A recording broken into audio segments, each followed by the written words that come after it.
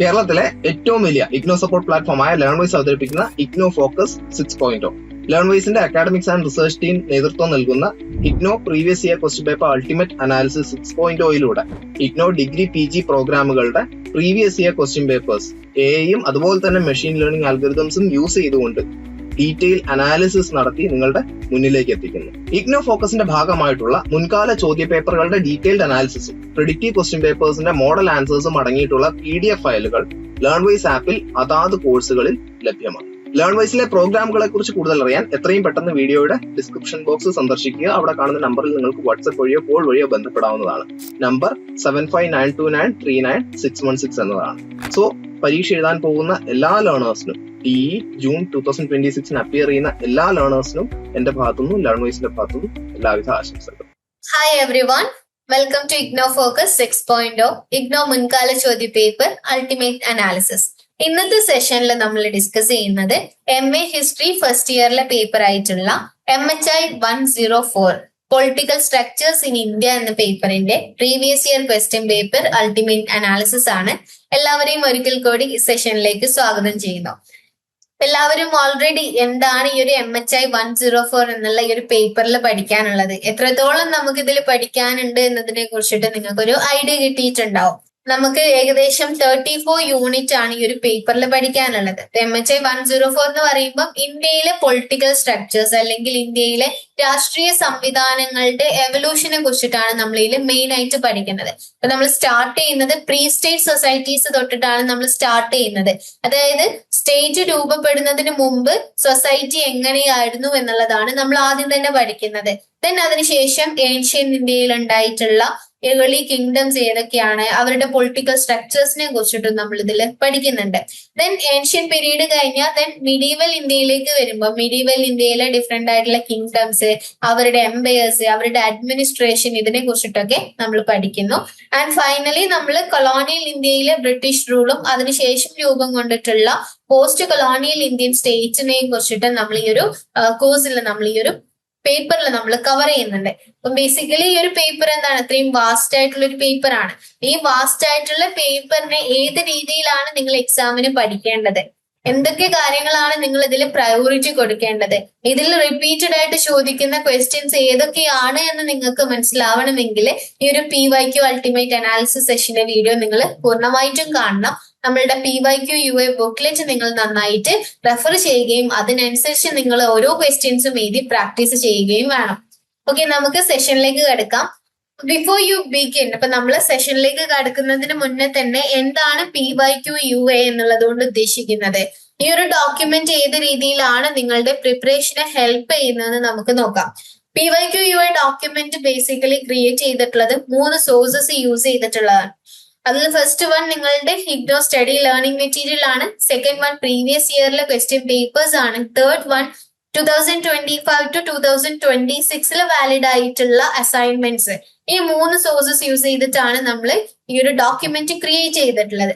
അതിൽ തന്നെ പ്രീവിയസ് ഇയറിലെ ക്വസ്റ്റ്യൻ പേപ്പേഴ്സ് എന്ന് പറയുമ്പോൾ ജൂൺ 2024 മുതൽ ഡിസംബർ 2025 വരെ ഇഗ്നോ നടത്തിയിട്ടുള്ള ടേം ആൻഡ് എക്സാമിനേഷൻസിന്റെ പ്രീവിയസ് ഇയർ ക്വസ്റ്റ്യൻ പേപ്പർ ആണ് നമ്മളിവിടെ യൂസ് ചെയ്തിട്ടുള്ളത്. അപ്പൊ ഞാൻ ഓൾറെഡി പറഞ്ഞു, നമുക്ക് ഈ ഒരു പേപ്പറിൽ 34 യൂണിറ്റ് വരുന്നുണ്ട് അല്ലെ. അപ്പൊ ഈ യൂണിറ്റിൽ നിന്നും ഏതൊക്കെ യൂണിറ്റിനാണ് നിങ്ങൾ കൂടുതൽ പ്രയോറിറ്റി കൊടുത്ത് പഠിക്കേണ്ടത്, അപ്പൊ നിങ്ങൾക്ക് നിങ്ങളുടെ എക്സാം പ്രിപ്പറേഷൻ കൂടുതൽ ഫോക്കസ്ഡ് ആയിട്ട് വളരെ സ്മാർട്ട് ആയിട്ട് മുന്നോട്ട് കൊണ്ടുപോകുന്നതിന് വേണ്ടിയിട്ടാണ് നമ്മൾ ഈ ഒരു PYQ ഡോക്യുമെന്റ് ക്രിയേറ്റ് ചെയ്തിട്ടുള്ളത് തന്നെ.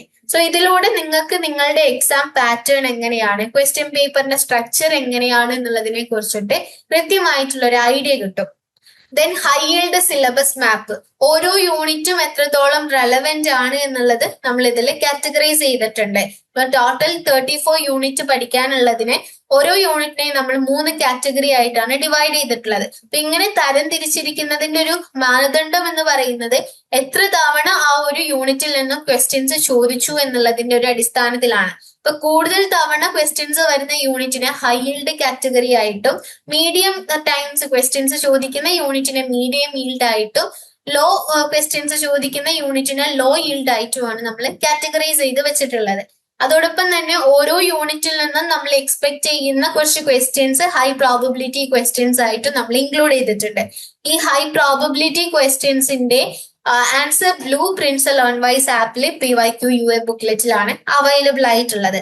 ദെൻ ഒരു 3 hour എക്സാം നിങ്ങൾക്ക് പ്രാക്ടീസ് ചെയ്യുന്നതിന് വേണ്ടിയിട്ടുള്ള 2 ഫുൾ പ്രെഡിക്റ്റീവ് പ്രാക്ടീസ് സെറ്റുകൾ ഈ ഒരു ഡോക്യുമെന്റിന്റെ ഭാഗമായിട്ടുണ്ട്. അതിൽ തന്നെ ഈ പ്രാക്ടീസ് സെറ്റുകളുടെ ഫുൾ വർക്ക്ഡ് ആയിട്ടുള്ള ആൻസേഴ്സും അവൈലബിൾ ആണ്.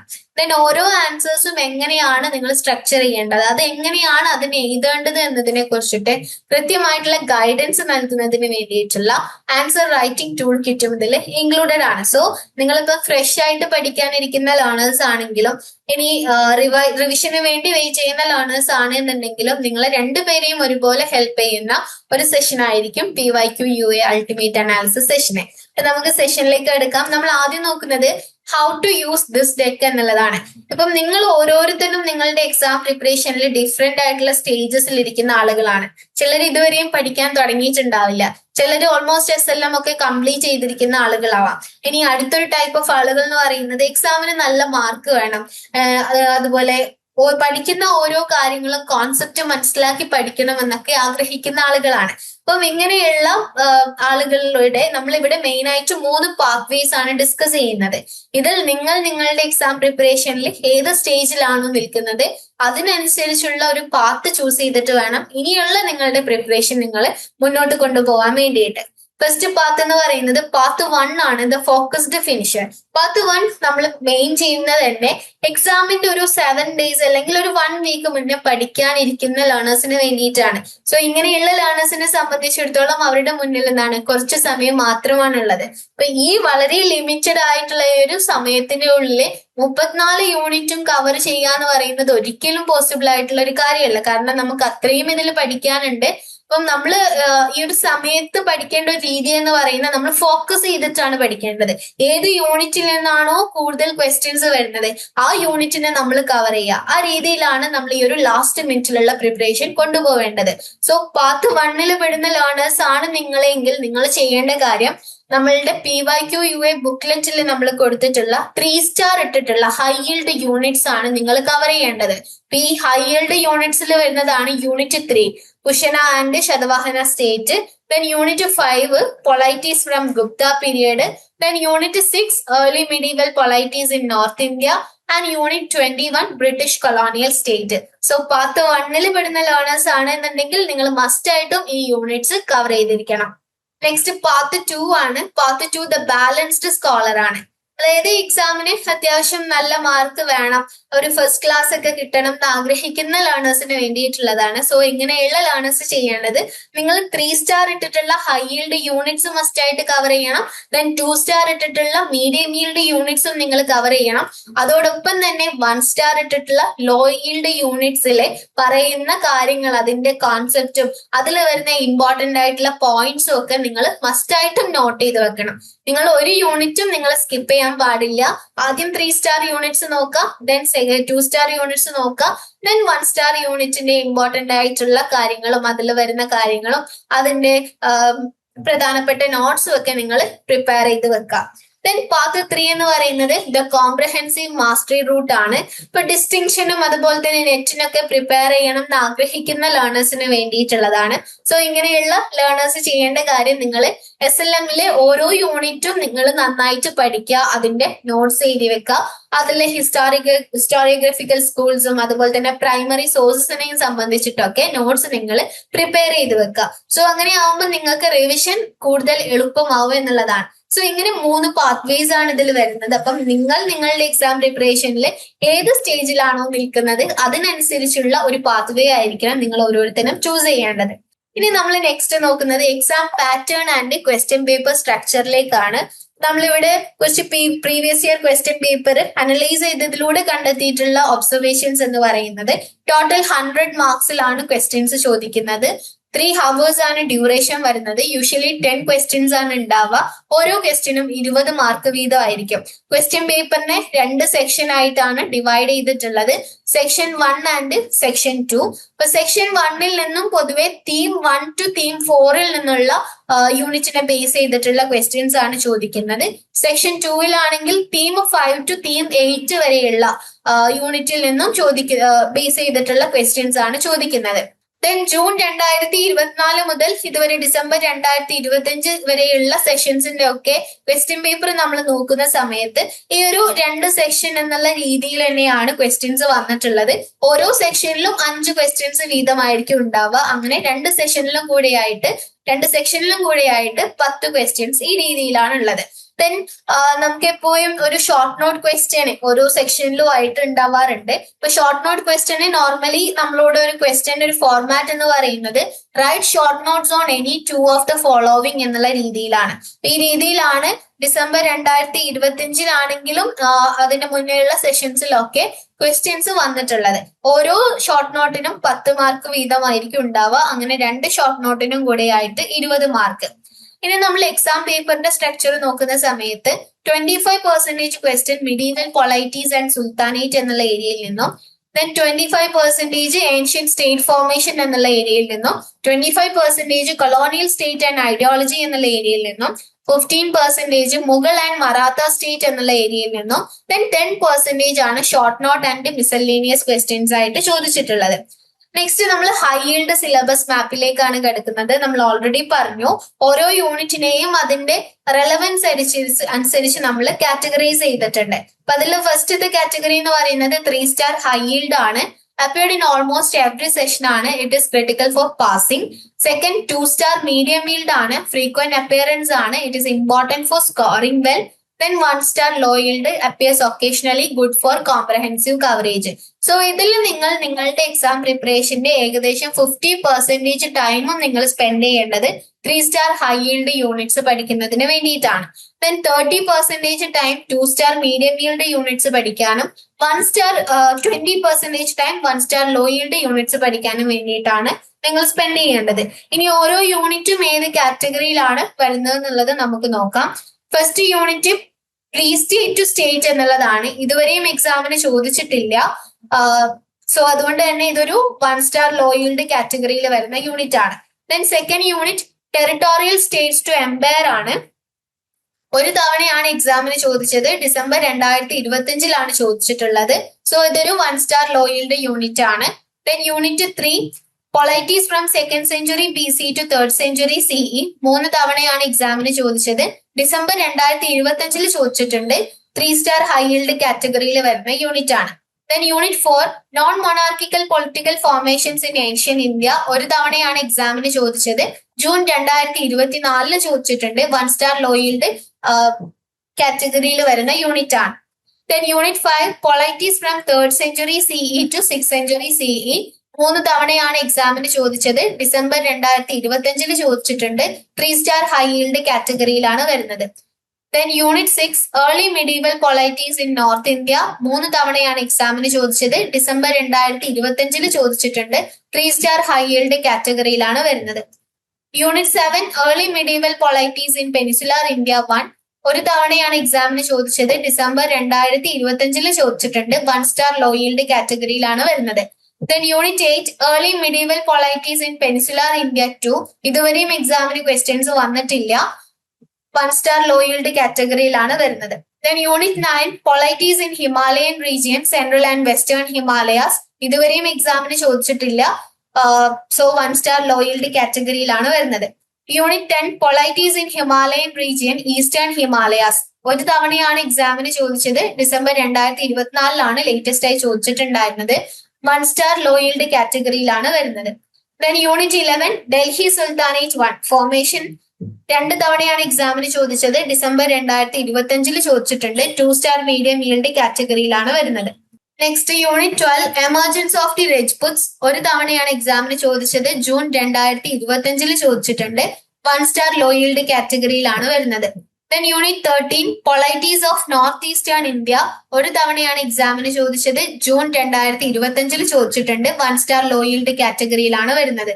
Then Unit 14, Vijayanagara, Bamani and Other Kingdoms. 2 തവണയാണ് എക്സാമിന് ചോദിച്ചത്. ജൂൺ 2025 ചോദിച്ചിട്ടുണ്ട്. 2 സ്റ്റാർ മീഡിയം ഈൽഡ് കാറ്റഗറിയിലാണ് വരുന്നത്. Then Unit 15, The Mughal State. 2 തവണയാണ് എക്സാമിന് ചോദിച്ചത്. ഡിസംബർ 2024 ചോദിച്ചിട്ടുണ്ട്. 2 സ്റ്റാർ മീഡിയം ഈൽഡ് കാറ്റഗറിയിലാണ് വരുന്നത്. Then Unit 16, The Maratha State System. ഇതുവരെയും എക്സാമിന് ചോദിച്ചിട്ടില്ല. സോ 1 സ്റ്റാർ ലോ ഈൽഡ് കാറ്റഗറിയിലാണ് വരുന്നത്. Unit 17, Maratha administrative structure. 1 തവണയാണ് എക്സാമിന് ചോദിച്ചത്. ഡിസംബർ 2024 ചോദിച്ചിട്ടുണ്ട്. 1 സ്റ്റാർ ലോ ഈൽഡ് കാറ്റഗറിയിലാണ് വരുന്നത്. Then Unit 18, 18th century polities 1, Mughal successor States. 1 തവണയാണ് എക്സാമിന് ചോദിച്ചത്. ജൂൺ 2025 ചോദിച്ചിട്ടുണ്ട്. Then Unit 19, 18th century polities 2nd. 1 തവണയാണ് എക്സാമിന് ചോദിച്ചത്. ജൂൺ 2025 ചോദിച്ചത്. 1 സ്റ്റാർ ലോ ഈൽഡ് കാറ്റഗറിയിലാണ് വരുന്നത്. Unit 20, colonial powers Portuguese, Dutch and French. 2 തവണയാണ് എക്സാമിന് ചോദിച്ചത്. ഡിസംബർ 2025 ചോദിച്ചിട്ടുണ്ട്. 2 സ്റ്റാർ മീഡിയം ഈൽഡ് കാറ്റഗറിയിലാണ് വരുന്നത്. Unit 21, the British colonial state. 3 തവണയാണ് എക്സാമിന് ചോദിച്ചത്. ഡിസംബർ 2025 ചോദിച്ചിട്ടുണ്ട്. 3 സ്റ്റാർ ഹൈ ഈൽഡ് കാറ്റഗറിയിലാണ് വരുന്നത്. Then Unit 22, princely States. 2 തവണയാണ് എക്സാമിന് ചോദിച്ചത്. ജൂൺ 2025 ചോദിച്ചിട്ടുണ്ട്. 2 സ്റ്റാർ മീഡിയം ഈൽഡ് കാറ്റഗറിയിലാണ് വരുന്നത്. Then Unit 23, administrative structures in peninsular India. 2 തവണയാണ് എക്സാമിന് ചോദിച്ചത്. ഡിസംബർ 2025 ചോദിച്ചിട്ടുണ്ട്. 2 സ്റ്റാർ മീഡിയം ഈൽഡ് കാറ്റഗറിയിലാണ് വരുന്നത്. Then Unit 24, administrative systems in north India. ഇതുവരെയും എക്സാമിന് ചോദിച്ചിട്ടില്ല. സോ 1 സ്റ്റാർ ലോ ഈൽഡ് കാറ്റഗറിയിലാണ് വരുന്നത്. Unit 25, law and judicial systems ആണ്. 2 തവണ എക്സാമിന് ചോദിച്ചിട്ടുണ്ട്. ഡിസംബർ 2025 ചോദിച്ചിട്ടുണ്ട്. സോ 2 സ്റ്റാർ മീഡിയം ഈൽഡ് കാറ്റഗറിയിലാണ് വരുന്നത്. Then Unit 26, the Delhi Sultanate Second Administration. 2 തവണ എക്സാമിന് ചോദിച്ചിട്ടുണ്ട്. ജൂൺ 2025 ചോദിച്ചിട്ടുണ്ട്. 2 സ്റ്റാർ മീഡിയം ഈൽഡ് കാറ്റഗറിയിലാണ് വരുന്നത്. Unit 27, Vijayanagara, Bahmani and other kingdom 2nd. ഇതുവരെയും എക്സാമിന് ചോദിച്ചിട്ടില്ല. സോ 1 സ്റ്റാർ ലോ ഈൽഡ് കാറ്റഗറിയിലാണ് വരുന്നത്. Unit 28, the Mughal empire administration. 1 തവണയാണ് എക്സാമിന് ചോദിച്ചത്. ഡിസംബർ 2025 ചോദിച്ചിട്ടുണ്ട്. സോ 1 സ്റ്റാർ ലോ ഈൽഡ് കാറ്റഗറിയിലാണ് വരുന്നത്. Unit 29, ideologies of the Raj. 2 തവണയാണ് എക്സാമിന് ചോദിച്ചത്. ഡിസംബർ 2025 ചോദിച്ചിട്ടുണ്ട്. 2 സ്റ്റാർ മീഡിയം ഈൽഡ് കാറ്റഗറിയിലാണ് വരുന്നത്. Unit 30, colonial governance. 2 തവണയാണ് എക്സാമിന് ചോദിച്ചത്. ജൂൺ 2025 ചോദിച്ചിട്ടുണ്ട്. സോ 2 സ്റ്റാർ മീഡിയം ഈൽഡ് കാറ്റഗറിയിലാണ് വരുന്നത്. Unit 31, colonial control of resources. 2 തവണയാണ് എക്സാമിന് ചോദിച്ചത്. ഡിസംബർ 2025 ചോദിച്ചിട്ടുണ്ട്. 2 സ്റ്റാർ മീഡിയം ഈൽഡ് കാറ്റഗറിയിലാണ് വരുന്നത്. Unit 32, colonial intervention, education and society. 1 തവണയാണ് എക്സാമിന് ചോദിച്ചത്. ഡിസംബർ 2025 ചോദിച്ചിട്ടുണ്ട്. 1 സ്റ്റാർ ലോ ഈൽഡ് കാറ്റഗറിയിലാണ് വരുന്നത്. Then Unit 33, north eastern India under colonial rule. ഇതുവരെയും ആ ഒരു യൂണിറ്റിനെ ബേസ് ചെയ്ത് ക്വസ്റ്റ്യൻസ് വന്നിട്ടില്ല. 1 സ്റ്റാർ ലോ ഈൽഡ് കാറ്റഗറിയിലാണ് വരുന്നത്. Then Unit 34, independence and establishment of democratic പൊളൈറ്റി. 1 തവണയാണ് എക്സാമിന് ചോദിച്ചത്. ഡിസംബർ 2025 ചോദിച്ചിട്ടുണ്ടായിരുന്നത്. 1 സ്റ്റാർ ലോ ഈൽഡ് കാറ്റഗറിയിലാണ് വരുന്നത്. സോ ഇത്രയാണ് നമ്മൾ 34 യൂണിറ്റ്സ് വരുന്നത്. ആ യൂണിറ്റിനെ ഈ ഒരു പ്രകാരമാണ് നമ്മൾ കാറ്റഗറൈസ് ചെയ്തിട്ടുള്ളത്. സോ നിങ്ങൾ ആദ്യം 3 സ്റ്റാർ ഹൈ ഈൽഡ് യൂണിറ്റ്സ് പഠിക്കുക. അതിനുശേഷം 2 സ്റ്റാർ മീഡിയം ഈൽഡ് യൂണിറ്റ്സും finally 1 star low yield unit. ഈ ഒരു ഓർഡറിലാണ് നിങ്ങൾ പഠിച്ചു പോവേണ്ടത്. യൂണിറ്റ് ഫ്രീക്വൻസി ഓവർവ്യൂ കാണിക്കുന്ന ഒരു ഗ്രാഫാണ് ഇവിടെ കൊടുത്തിട്ടുള്ളത്. നെക്സ്റ്റ് ടോപ്പ് 5 മോസ്റ്റ് റിപ്പീറ്റഡ് ആയിട്ടുള്ള എക്സാം ടോപ്പിക്സ് ആണ്. സോ ഇതില് കൊളോണിയൽ ഗവേണൻസ് ആൻഡ് ഐഡിയോളജി എന്നുള്ള ഏരിയയിൽ നിന്നും 5 തവണ റിപ്പീറ്റ് ആയിട്ട് ക്വസ്റ്റ്യൻസ് വന്നിട്ടുണ്ട്. ദെൻ ഡൽഹി സുൽത്താനേറ്റ് എന്നുള്ള ഏരിയയിൽ നിന്നും 5 തവണ റിപ്പീറ്റ് ആയിട്ട് ക്വസ്റ്റ്യൻസ് ചോദിച്ചിട്ടുണ്ട്. മുഗൾ സ്റ്റേറ്റ് ആൻഡ് എംപയർ എന്നുള്ള ഏരിയയിൽ നിന്നും 4 തവണയാണ് ക്വസ്റ്റ്യൻസ് റിപ്പീറ്റ് ആയി ചോദിച്ചിട്ടുള്ളത്. ഏർലി മീഡിയവൽ പൊളൈറ്റിയിൽ നിന്നും 3 തവണ റിപ്പീറ്റ് ആയി ക്വസ്റ്റ്യൻസ് ചോദിച്ചിട്ടുണ്ട്. ദെൻ കുഷന ആൻഡ് ശതവാഹന പൊളൈറ്റിയെ കുറിച്ചിട്ട് 3 തവണ റിപ്പീറ്റ് ആയിട്ട് ക്വസ്റ്റ്യൻസ് ചോദിച്ചിട്ടുണ്ട്. വീട്ടിലിരുന്ന് ഡിഗ്രി PG പഠിക്കാം. ഇന്ത്യയിലെ ഏറ്റവും മികച്ച ഇഗ്നോ സപ്പോർട്ട് പ്ലാറ്റ്ഫോമായ ലേൺവൈസിന്റെ സഹായത്തോടെ രാജ്യത്തെ ഏറ്റവും മികച്ച ഡിസ്റ്റൻസ് എഡ്യൂക്കേഷൻ യൂണിവേഴ്സിറ്റിയായ ഇഗ്നോയിൽ നിന്നും ഡിഗ്രി അല്ലെങ്കിൽ PG നേടാം. കൂടുതൽ വിവരങ്ങൾക്കായി എത്രയും പെട്ടെന്ന് സ്ക്രീനിൽ കാണുന്ന നമ്പറിൽ വാട്സ്ആപ്പ് വഴിയോ കോൾ വഴിയോ ബന്ധപ്പെടുക. ഇനി നമ്മൾ നെക്സ്റ്റ് ഡിസ്കസ് ചെയ്യുന്നത് ഗോൾഡൻ ക്വസ്റ്റ്യൻ ബാങ്ക് ആണ്. സോ ഇതിൽ നമ്മൾ ഓരോ യൂണിറ്റിനെയും ബേസ് ചെയ്തിട്ടുള്ള കുറച്ച് ഹൈ പ്രോബബിലിറ്റി വരുന്ന ക്വസ്റ്റ്യൻസ് ആണ് ഇൻക്ലൂഡ് ചെയ്തിട്ടുള്ളത്. ഇതിന്റെ ആൻസർ ബ്ലൂ പ്രിന്റ്സ് നമ്മളുടെ ലേൺ വൈസ് ആപ്പിൽ PYQUA ബുക്ക്ലെറ്റിലാണ് അവൈലബിൾ ആയിട്ടുള്ളത്. സോ നിങ്ങൾ എല്ലാവരും അത് ചെക്ക് ചെയ്ത് എങ്ങനെയാണ് ഓരോ ക്വസ്റ്റ്യനും ആൻസർ ചെയ്യേണ്ടത്, എന്തൊക്കെ കണ്ടന്റ്സ് നമ്മൾ അതിൽ മസ്റ്റ് ആയിട്ടും ഇൻക്ലൂഡ് ചെയ്യണം, ഒരു ആൻസറിന്റെ സ്ട്രക്ചർ എങ്ങനെയായിരിക്കണം എന്നുള്ളത് നിങ്ങൾ കൃത്യമായിട്ട് മനസ്സിലാക്കുക. എന്നിട്ട് ഓരോ ക്വസ്റ്റ്യനും നിങ്ങൾ ആൻസർ ചെയ്ത് പ്രാക്ടീസ് ചെയ്ത് നോക്കുക. ഫസ്റ്റ് പൊളൈറ്റീസ് ഫ്രം ഗുപ്ത പീരിയഡ് എന്നുള്ള ഏരിയയിൽ നിന്നുമാണ് 3 ക്വസ്റ്റ്യൻസ് ആണ് ഹൈ പ്രോബബിലിറ്റിയിൽ വരുന്നത്. First question, how did the rise of feudatories contribute to the disintegration of the Gupta Empire? Second question, comment on the rule of Vagadagas from 4th to 6th century CE in peninsular India. Third question, discuss the nature and social origin of polities in South India between 3rd to 6th century CE. Next, early medieval polities in North India എന്നുള്ള ഏരിയയിൽ നിന്നുമാണ് 3 questions ആണ് high പ്രോബബിലിറ്റിയിൽ വരുന്നത്. ആദ്യത്തെ question, is the epicenter perspective adequate to explain the major socio-cultural and historical transformation in early medieval India? Comment. Second question, how did the study of socio-economic processes advance the understanding of political process between the 6th to 8th century CE? Third question, analyze the various approaches to the study of early medieval polity. Most repeated ആയിട്ടുള്ള ഒരു question ആണിത്. Next politics second BC to 3rd CE എന്നുള്ള ഏരിയയിൽ നിന്നും 2 questions ആണ് high പ്രോബബിലിറ്റിയിൽ വരുന്നത്. രണ്ടും മോസ്റ്റ് റിപ്പീറ്റഡ് ആയിട്ടുള്ള ക്വസ്റ്റ്യൻസ് ആണ്. First one, discuss the nature of Kushana state. Second, right a note on the Satavahana state. Next, Vijayanagara, Bahmani and other kingdoms 1 എന്നുള്ള ഏരിയയിൽ നിന്നുമാണ് 2 ക്വസ്റ്റ്യൻസ് ആണ് ഹൈ പ്രോബബിലിറ്റിയിൽ വരുന്നത്. ആദ്യത്തെ question, write an essay on the foundation of the Vijayanagara kingdom. Most repeated ആയിട്ടുള്ള ഒരു question ആണ്. Second, right a note on the formation of the Bahmani kingdom. Next, the Mughal state എന്നുള്ള ഏരിയയിൽ നിന്നും 2 ക്വസ്റ്റ്യൻസ് ആണ് ഹൈ പ്രോബബിലിറ്റിയിൽ വരുന്നത്. First question, discuss the imperial ideology under Akbar. Second, discuss the various interpretation of the Mughal state. Next, princely states എന്നുള്ള ഏരിയയിൽ നിന്നുമാണ് first question, discuss the process of modernisation in the princely states during colonial rule. Second, how do you see the genesis of the new princely order during colonial rule. Next, administrative structure in peninsular India എന്നുള്ള ഏരിയയിൽ നിന്നുമാണ് 2 questions ആണ് high പ്രോബബിലിറ്റിയിൽ വരുന്നത്. ആദ്യത്തെ question, discuss the nature of the administration under the Pandyas. Most repeated ആയിട്ടുള്ള ഒരു question ആണ്. Second, analyse the nature of Pallavan kingship. Then law and judicial systems എന്നുള്ള ഏരിയയിൽ നിന്നുമാണ് 2 ക്വസ്റ്റ്യൻസ് ആണ് ഹൈ പ്രോബബിലിറ്റിയിൽ വരുന്നത്. Discuss the classification of law into civil and criminal law during the colonial period. Second question, discuss the judicial system prevailing in ancient India. Next, the Delhi sultanate second എന്നുള്ള ഏരിയയിൽ നിന്നും 2 questions ആണ് high പ്രോബബിലിറ്റിയിൽ വരുന്നത്. First question, comment on the nature of the central administration of the Delhi sultanate. Most repeated ആയിട്ടുള്ള ഒരു question ആണ്. Second question, discuss the revenue administration under the Delhi sultanate. Then ideologies of the Raj എന്നുള്ള ഏരിയയിൽ നിന്നും 2 questions ആണ് high പ്രോബബിലിറ്റിയിൽ വന്നിട്ടുള്ളത്. First question, how did the liberal project of remaking of India in the image of Britain fare under colonial rule? Second, discuss the Orientalist and evangelical understanding of the Indian socio-political system. ഇത്രയാണ് high probability questions. So ഇതിന്റെ answer blue prints എല്ലാവരും check ചെയ്യുക. എന്നിട്ട് നിങ്ങൾ ഓരോ ആൻസേഴ്സും എഴുതി practice ചെയ്ത് നോക്കാം. നെക്സ്റ്റ് നമ്മൾ നോക്കുന്നത് പ്രെഡിക്റ്റീവ് പ്രാക്ടീസ് സെറ്റുകളാണ്. ഒരു 3 ഹവറിന്റെ എക്സാം നിങ്ങൾക്ക് പ്രാക്ടീസ് ചെയ്ത് നോക്കാൻ വേണ്ടിയിട്ടുള്ള 2 മോക്ക് പേപ്പേഴ്സ് ആണ് ഇതിൽ കൊടുത്തിട്ടുള്ളത്. അതിന്റെ ക്വസ്റ്റ്യൻസ് മാത്രമായിരിക്കും നമ്മൾ ഡിസ്കസ് ചെയ്യുന്നത്. ലേൺ വൈസ് ആപ്പിലായിരിക്കും ഇതിന്റെ ഫുൾ വർക്ക്ഡ് ആൻസേഴ്സ് അവൈലബിൾ ആയിരിക്കുക. സോ നമുക്ക് ആദ്യം പ്രാക്ടീസ് ചെയ്യാൻ നോക്കാം. ഇതൊരു ഹൈ പ്രോബബിലിറ്റി പേപ്പർ ആണ്. ഹൈ പ്രോബബിലിറ്റിയിൽ വരുന്ന ക്വസ്റ്റ്യൻസ് ആണ് ഇതിൽ ഇൻക്ലൂഡ് ചെയ്തിട്ടുള്ളത്. ഇൻസ്ട്രക്ഷൻസ് തന്നിട്ടുള്ളത് ടൈം 3 hours ആണ്. അറ്റംപ്റ്റ് എനി 5 questions ആണ്. 20 മാർക്ക് ഈച്ച് ആണ് ഓരോ ക്വസ്റ്റ്യൻ ഉണ്ടാവുന്നത്. നമ്മൾ നേരത്തെ ഓൾറെഡി പറഞ്ഞിട്ടുണ്ടായിരുന്നു ക്വസ്റ്റ്യൻ പേപ്പറിനെ 2 സെക്ഷൻ ആയിട്ടാണ് ഡിവൈഡ് ചെയ്തിട്ടുള്ളത്, section 1 and section 2. So section 1 ആദ്യത്തെ question, discuss the nature of the Satavahana state, indicate it's administrative, economic and cultural features. Second question, analyze the debates on the nature of the early medieval polity with reference to the feudal, integrative and segmentary models.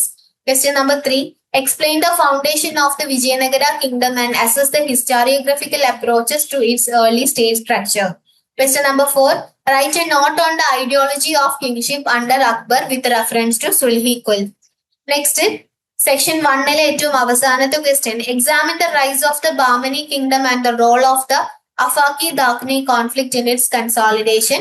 In section 2-ലെ ആദ്യത്തെ question number 6, discuss the central administration of the Delhi Sultanate with examples from the Khalji and Tughlaq reigns. Question number 7, assess the impact of documentation project of the colonial state on Indian society. Question number 8, examine the nature of British military apparatus in India between 1757 and 1857. Question number 9, comment on the colonial forest policy and its consequences for tribal communities. Question number 10, write short notes on any two of the following in about 250 words each. Option A, Ganasanga polity. Option B, Maratha Ashtapradhan. Option C, Portuguese Estado da India. Option D, Indian Penal Code 1860. Next practice set B ആണ്, surprise ready paper ആണ്. അടുത്തൊരു set of high probability questions ആണ് ഇതിൽ include ചെയ്തിട്ടുള്ളത്. Time 3 hours ആണ്. Attempt 5 questions ആണ്. 20 mark each ആണ്. Section 1-ലെ first question, examine the state formation process among the Rajputs with reference to the Kshatriyization thesis. Then question number 2, analyze the politics of the Eastern Himalayan region between the 7th and 13th century CE. Question number 3, discuss the role of non-monarchical polities in early historic India. Question number 4, evaluate the interpretations of the Mughal state with reference to the Aligarh and revisionist schools. Question number 5, how did the Vagadaka polity contribute to the development of peninsular India in the 4th to 6th century CE? Then section 2-ലെ ആദ്യത്തെ question, describe the working of the Mansabdari and Jagirdari systems under the Mughals and their crisis in the late 17th century. Question number 7, examine the Orientalist and Evangelical understanding of India and their influence on colonial policy. Question number 8, discuss the judicial system of ancient India with reference to Dharmashastric and practical procedures. Question number 9, how did the princely states adapt under the colonial paramountcy? Illustrate with examples. Question number 10, write short notes on any two of the following in about 250 words each. Option A, Chalukyas of Badami. Option B, Charter Act of 1813. Option C, Indian University Commission 1902. Option D, post-colonial Indian nation state. ഇതാണ് practice set D. So practice set എയുടെയും practice set ബിയുടെയും answers നിങ്ങൾ learn wise ആപ്പിൽ നോക്കിയിട്ട് നന്നായിട്ട് practice ചെയ്യുക. Next നമ്മൾ answer writing tool കിറ്റിലേക്കാണ് കിടക്കുന്നത്. നമ്മൾ ഈ ക്വസ്റ്റ്യൻസിനൊക്കെ ഏത് രീതിയിലാണ് ആൻസർ ചെയ്യേണ്ടത്, ഏതൊരു ഫോർമാറ്റിലായിരിക്കണം നമ്മൾ ആൻസർ ചെയ്യേണ്ടത്. ഇപ്പൊ നമുക്കൊരു 20 മാർക്കിന്റെ ക്വസ്റ്റ്യൻ ആണ് ചോദിക്കുന്നത് എങ്കിൽ അപ്രോക്സിമേറ്റ്ലി ഒരു 500 to 600 വേർഡ്സിലാണ് നമ്മൾ അതിന്റെ ആൻസേഴ്സ് എഴുതേണ്ടത്. അപ്പൊ ആൻസേഴ്സ് എഴുതുന്ന സമയത്ത് എപ്പോഴും ഇൻട്രൊഡക്ഷൻ, ബോഡി, കൺക്ലൂഷൻ ഈ ഒരു ഫ്രെയിം വർക്കിലായിരിക്കണം നമ്മൾ ആൻസേഴ്സ് എഴുതേണ്ടത്. അപ്പൊ ആദ്യം എന്താണ് എഴുതേണ്ടത്? ഇൻട്രൊഡക്ഷൻ ആണ് എഴുതേണ്ടത്. ഇൻട്രൊഡക്ഷൻ എന്ന് പറയുമ്പോൾ നമ്മളോട് എന്താണോ ക്വസ്റ്റ്യനിൽ ചോദിച്ചിട്ടുള്ളത് അതിന്റെ ഒരു ഡയറക്റ്റ് ആൻസർ ആണ് നിങ്ങൾ എപ്പോഴും ഇൻട്രൊഡക്ഷനിൽ എഴുതേണ്ടത്. ഇപ്പം ഒരു കോൺസെപ്റ്റ് ആണ് നമ്മളോട് പറയുന്നത് എങ്കിൽ അതെന്താണ് നമ്മൾ കൃത്യമായിട്ട് ഡിഫൈൻ ചെയ്യുക. പിന്നെ അത് എന്തുകൊണ്ടാണ് സിഗ്നിഫിക്കന്റ് ആവുന്നത്, അതിന്റെ ഒരു സ്കോപ്പ് എന്താണ് എന്നുള്ള രീതിയിൽ നമ്മൾ ഇൻട്രൊഡക്ഷനിൽ എഴുതിയിരിക്കണം. ഇൻട്രൊഡക്ഷൻ കഴിഞ്ഞാൽ നെക്സ്റ്റ് വരുന്നത് മെയിൻ ബോഡി ആണ്. മെയിൻ ബോഡിയിൽ നമ്മൾ ഒരു 4 to 6 ഡിസ്റ്റിങ്ക്റ്റ് ആയിട്ടുള്ള പോയിന്റ്സ് ആണ് ഇൻക്ലൂഡ് ചെയ്യേണ്ടത്. അപ്പൊ ഓരോ പോയിന്റ് വൈസ് ആയിട്ടാണ് നമ്മൾ എക്സ്പ്ലെയിൻ ചെയ്യേണ്ടത്. അല്ലാതെ ലോങ് പാരഗ്രാഫ് ആയിട്ട് നിങ്ങൾ ഒരിക്കലും എഴുതരുത്. ഫസ്റ്റ് ഒരു പോയിന്റ് അതിന്റെ ഒരു എക്സ്പ്ലനേഷൻ, അടുത്തൊരു പോയിന്റ് അതിന്റെ ഒരു എക്സ്പ്ലനേഷൻ, ആ ഒരു രീതിയിലായിരിക്കണം നിങ്ങൾ ആൻസേഴ്സ് എഴുതേണ്ടത്. മെയിൻ ബോഡി കഴിഞ്ഞാൽ നെക്സ്റ്റ് വരുന്നത് കൺക്ലൂഷൻ ആണ്. കൺക്ലൂഷനും 2 to 3 സെന്റൻസിലാണ് എഴുതേണ്ടത്. അതിൽ മെയിൻ ആയിട്ട് നമ്മളിപ്പോ എഴുതിയിട്ടുള്ള ഈ ഒരു കാര്യത്തിന്റെ സിഗ്നിഫിക്കൻസ് എന്താണ്, അതിന്റെ മോഡേൺ റെലവൻസ് എന്താണ്, ഈ ഒരു രീതിയിലാണ് നമ്മൾ ആ ഒരു ആൻസർ കൺക്ലൂഡ് ചെയ്യേണ്ടത്. അപ്പം എല്ലാം എഴുതുന്ന സമയത്ത് കൃത്യമായിട്ടുള്ള കാര്യങ്ങൾ ക്ലാരിറ്റിയോട് കൂടിയിട്ട് വെൽ സ്ട്രക്ചേർഡ് ആയിട്ട് അഥവാ ഓർഗനൈസ്ഡ് ആയിട്ട് തന്നെ നിങ്ങൾ എഴുതുക. എന്നിട്ട് ഓരോ ആൻസേഴ്സും അത്രയും കോൺഫിഡന്റോട് കൂടിയിട്ട് തന്നെ കൺക്ലൂഡ് ചെയ്യാം. ഇനി നമുക്ക് ക്വസ്റ്റ്യൻസിന്റെ പാറ്റേൺ എന്ന് പറയുന്നത് ഡിഫറെന്റ് ഫോർമാറ്റിൽ നമ്മളോട് ക്വസ്റ്റ്യൻ ചോദിക്കാം.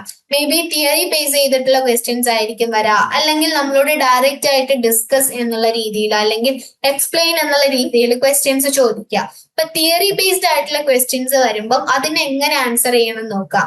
തിയറി ബേസ്ഡ് ആയിട്ടുള്ള ക്വസ്റ്റ്യൻസിൽ ആദ്യം നിങ്ങൾ ആ തിയറി എന്താണ് എന്നുള്ളത് ഡിഫൈൻ ചെയ്യുക. മെയിൻ ആയിട്ടും ഹൂ, വെൻ, വാട്ട്, ആരാണ് തിയറി പ്രപ്പോസ് ചെയ്തിട്ടുള്ളത്, എപ്പോഴാണ് പ്രപ്പോസ് ചെയ്തിട്ടുള്ളത്, തിയറിയിൽ എന്താണ് പറയുന്നത്, ഇതാണ് നിങ്ങൾ ആദ്യം എഴുതേണ്ടത്. ദെൻ തിയറിയുടെ കോർ കോമ്പണൻസ് അല്ലെങ്കിൽ അതിന്റെ ഡിഫറെന്റ് ആയിട്ട് വരുന്ന കോർ സ്റ്റേജസ് ഏതാണെന്നുള്ളത് നിങ്ങൾ എഴുതുക. SLM യൂസ് ചെയ്തിട്ടുള്ള ടേംസ് തന്നെ നിങ്ങൾ യൂസ് ചെയ്യാം. ദെൻ തിയറിയുടെ പ്രാക്ടിക്കൽ അപ്ലിക്കേഷൻ എന്താണ് എന്നുള്ളത് എഴുതണം.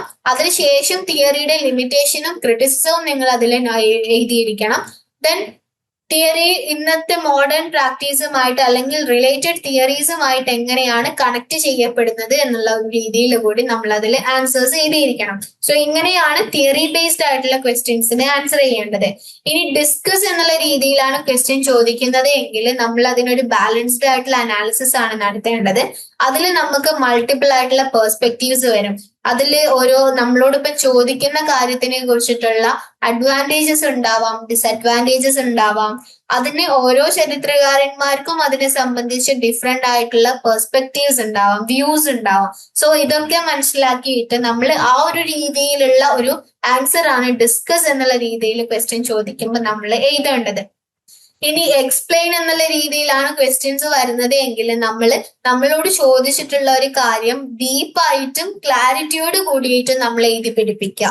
അതിൽ ഇമ്പോർട്ടന്റ് ആയിട്ട് വരുന്ന സ്റ്റേജസും അതിന്റെ കോമ്പണൻസും അതിലെ ഡിഫറെന്റ് ആയിട്ട് വരുന്ന എന്തെങ്കിലും ക്യാരക്ടറിസ്റ്റിക്സ്, ഫീച്ചേഴ്സ്, ഇങ്ങനെയുള്ള കാര്യങ്ങളൊക്കെ നമുക്ക് ഈ ഒരു എക്സ്പ്ലെയിൻ എന്നുള്ള രീതിയിൽ ചോദിക്കുമ്പോൾ ഇന്റർകണക്ട് ചെയ്തിട്ട് നമുക്ക് എഴുതാൻ വേണ്ടി പറ്റണം. അപ്പൊ ഈ രീതിയിലാണ് നമ്മൾ തിയറി ബേസ്ഡ് ആയിട്ടുള്ള ക്വസ്റ്റ്യൻസ് ആണെങ്കിലും ഇനി ഡിസ്കഷൻ അല്ലെങ്കിൽ എക്സ്പ്ലെയിൻ എന്നുള്ള രീതിയിൽ ക്വസ്റ്റ്യൻസ് വരുമ്പോഴും നമ്മൾ ആൻസർ ചെയ്യേണ്ടത്. നെക്സ്റ്റ് നമ്മൾ ടൈം മാനേജ്മെന്റിലേക്ക് എടുക്കുമ്പോൾ നമുക്ക് ടോട്ടൽ 3 hours ആണല്ലോ ഉള്ളത്. അപ്പൊ ഈ ഒരു 3 hours നിങ്ങൾ എഫക്റ്റീവ് ആയിട്ട് എങ്ങനെ യൂസ് ചെയ്യണം? നമുക്ക് ഈ ഒരു 5 ക്വസ്റ്റ്യൻസ് 20 മാർക്കിന്റെ 5 ക്വസ്റ്റ്യൻസ് 100 മാർക്ക് ടോട്ടൽ വരുന്ന 3 മണിക്കൂറിൽ ഈ ഒരു എക്സാം നമ്മൾ എങ്ങനെ നമുക്ക് എഴുതാൻ പറ്റും, അതാണ് നമ്മളിവിടെ പറയുന്നത്. അപ്പൊ ആദ്യത്തെ 5 മിനിറ്റ് ആണ് നിങ്ങൾ ക്വസ്റ്റ്യൻ പേപ്പർ റീഡ് ചെയ്യാൻ വേണ്ടിയിട്ട് സ്പെൻഡ് ചെയ്യേണ്ടത്. ക്വസ്റ്റ്യൻ പേപ്പർ നന്നായിട്ട് വായിക്കുക.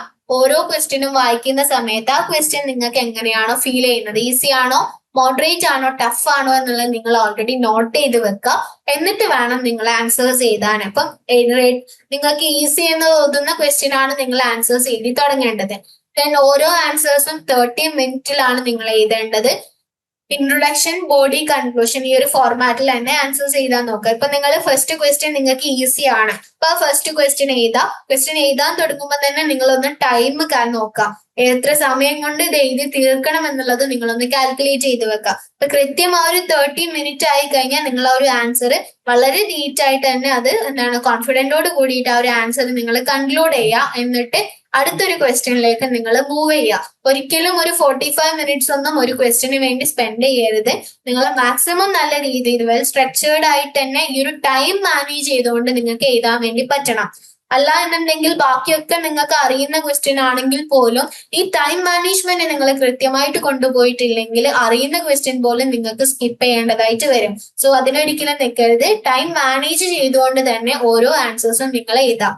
ദെൻ 6 മിനിറ്റ്സ് ആണ് നമുക്ക് ഓരോ ക്വസ്റ്റ്യനും നമുക്കൊന്ന് ക്ലാരിറ്റിക്ക് വേണ്ടി ചെക്ക് ചെയ്യാൻ വേണ്ടിയിട്ടുള്ള ഒരു ടോട്ടൽ ടൈം എന്ന് പറയുന്നത് 6 മിനിറ്റ്സ് ആണ്. എന്തെങ്കിലും മിസ്സിംഗ് ആയിട്ടുള്ള വേർഡ്സ് ഉണ്ടെങ്കിലോ കറക്ഷൻസ് ഒക്കെ നമുക്ക് ഈ ഒരു സമയത്ത് ചെയ്യാം. ദെൻ അവസാനത്തെ 15 മിനിറ്റ്സിലാണ് നമ്മൾ ആ ഒരു ഓൾ ആൻസേഴ്സിന്റെ ഫൈനൽ റിവ്യൂ നമ്മൾ നടത്തേണ്ടത്. ഈ സമയത്ത് ചെറിയ രീതിയിലുള്ള കറക്ഷൻസ് നമുക്ക് നടത്താം. ഒരിക്കലും റീറൈറ്റ് ചെയ്യരുത്. ഓൾറെഡി എഴുതിയിട്ടുള്ള ഒരു ആൻസർ വീണ്ടും നിങ്ങൾ എഴുതരുത്. നിങ്ങൾ എഴുതിയിട്ടുള്ള കാര്യങ്ങൾ ശരിയാണോ, എന്തെങ്കിലും മിസ്സിംഗ് ആയിട്ടുണ്ടോ, ക്വസ്റ്റ്യൻ നമ്പർ ഒക്കെ കൃത്യമായിട്ട് ഇട്ടിട്ടില്ലേ, സെക്ഷൻ വൈസ് ആയിട്ട് എന്നല്ലേ എഴുതുന്നത് എന്നുള്ള രീതിയിലൊക്കെ ഒരു ചെക്കപ്പ് നിങ്ങൾ ആദ്യം അവസാനം നടത്താം. ദെൻ നിങ്ങൾ എപ്പോഴും ഓർക്കേണ്ട ഒരു കാര്യം, നമ്മളിപ്പം ഒരു 800 വേർഡ്സിലെ ലോങ് പാരഗ്രാഫ് ആയിട്ട് എഴുതുന്ന ആൻസേഴ്സിനേക്കാളും നമുക്ക് മാർക്ക് സ്കോർ ചെയ്യാൻ പറ്റുക 400 വേർഡ്സിലാണെങ്കിൽ നമ്മൾ വെൽ സ്ട്രക്ചേർഡ് ആയിട്ട് ഓർഗനൈസ്ഡ് ആയിട്ട് നമ്മൾ എഴുതിയിട്ടുള്ള ആൻസേഴ്സിനാണ്. സോ എപ്പോഴും ആൻസേഴ്സ് എഴുതുമ്പോൾ നമ്മളിപ്പം പറഞ്ഞിട്ടുള്ള ഒരു ഫ്രെയിം വർക്കിന്റെ ഉള്ളിൽ നിന്ന് തന്നെ നിങ്ങൾ എഴുതാം. ഇൻട്രൊഡക്ഷൻ, മെയിൻ ബോഡി, കൺക്ലൂഷൻ എന്നുള്ള രീതിയിൽ. ഇപ്പൊ നമ്മളിവിടെ പ്രാക്ടീസ് സെറ്റ് എയിലെ ക്വസ്റ്റ്യൻസും പ്രാക്ടീസ് സെറ്റ് ബിയിലെ ക്വസ്റ്റ്യൻസും ഒക്കെ ഡിസ്കസ് ചെയ്തു. അപ്പൊ ഇതിന്റെയൊക്കെ ഒരു ഫുൾ വർക്ക്ഡ് ആൻസേഴ്സ് നമുക്ക് വേണ്ടേ? ഈ ഫുൾ വർക്ക്ഡ് ആൻസേഴ്സ് നമ്മളുടെ ലേൺ വൈസ് ആപ്പിലാണുള്ളത്. ലേൺ വൈസ് ആപ്പിൽ full step by step model answers കിട്ടും, പ്രാക്ടീസ് സെറ്റ് എയുടെയും പ്രാക്ടീസ് സെറ്റ് ബിയുടെയും. ദെൻ നമ്മൾ ഡിസ്കസ് ചെയ്തിട്ടുള്ള എല്ലാ ഹൈ പ്രോബബിലിറ്റി ക്വസ്റ്റ്യൻസിന്റെയും ആൻസർ ബ്ലൂ പ്രിന്റ്സും നമ്മളുടെ PYQ UA ബുക്ക്ലെറ്റിൽ അവൈലബിൾ ആണ്. ദെൻ ഓരോ ആൻസേഴ്സും എങ്ങനെ പ്രസന്റ് ചെയ്യണം, എക്സാമിന് ഏത് രീതിയിലുള്ള സ്ട്രാറ്റജിയാണ് നിങ്ങൾ യൂസ് ചെയ്യേണ്ടത്, ടൈം എങ്ങനെ മാനേജ് ചെയ്യണം എന്നതിനെ കുറിച്ചിട്ട് കൃത്യമായിട്ടുള്ള ഗൈഡൻസ് നിങ്ങൾക്ക് നൽകുന്നതിന് വേണ്ടിയിട്ടുള്ള മെന്റേഴ്സ്, പേഴ്സണലൈസ്ഡ് ആയിട്ടുള്ള ഗൈഡൻസ് നിങ്ങൾക്ക് നൽകുന്നതിന് വേണ്ടിയിട്ടുള്ള മെന്റേഴ്സ് നമ്മൾ ലേൺവൈസിലുണ്ട്. Then access to additional high probability questions bank, high probability question ബാക്കിലേക്കുള്ള ഒരു ആക്സസ് നിങ്ങൾക്ക് ലഭിക്കും. സോ ഇതുവരെയും നിങ്ങൾ ലേൺവൈസിൽ ജോയിൻ ചെയ്തിട്ടില്ലെങ്കിൽ എത്രയും പെട്ടെന്ന് ജോയിൻ ചെയ്യുക. ലേൺവൈസിൽ നിങ്ങൾക്ക് വേണ്ടിയിട്ട് ഒരുക്കിയിട്ടുള്ള കാര്യങ്ങൾ എന്ന് പറയുമ്പോൾ that is full worked answers four practice set A and practice set B. Then complete PYQ UA booklet with a detailed answer blueprints for every question. Then extra high probability question packs curated from latest sessions. Then structured guidance on answer presentation and scoring. Then mentor support to clarify doubts before the exam. Then access to the LearnWise advanced learning ecosystem. So ഇത്രയും പെട്ടെന്ന് join ചെയ്യുന്നതിന് വേണ്ടി 7592939616 എന്ന ഈ ഒരു നമ്പറിലേക്ക് call ചെയ്യുകയോ WhatsApp ചെയ്യുകയോ ചെയ്താൽ മതി. നമ്മളുടെ ടീം നിങ്ങളെ കണക്ട് ചെയ്യുന്നതാണ്. So all the very best for your term and examination. Thank you. വീട്ടിലിരുന്ന് ഡിഗ്രി PG പഠിക്കാം. ഇന്ത്യയിലെ ഏറ്റവും മികച്ച ഇഗ്നോ സപ്പോർട്ട് പ്ലാറ്റ്ഫോമായ ലേൺവൈസിന്റെ സഹായത്തോടെ രാജ്യത്തെ ഏറ്റവും മികച്ച ഡിസ്റ്റൻസ് എഡ്യൂക്കേഷൻ യൂണിവേഴ്സിറ്റിയായ ഇഗ്നോയിൽ നിന്നും ഡിഗ്രി അല്ലെങ്കിൽ PG നേടാം. കൂടുതൽ വിവരങ്ങൾക്കായി എത്രയും പെട്ടെന്ന് സ്ക്രീനിൽ കാണുന്ന നമ്പറിൽ വാട്സാപ്പ് വഴിയോ കോൾ വഴിയോ ബന്ധപ്പെടുക.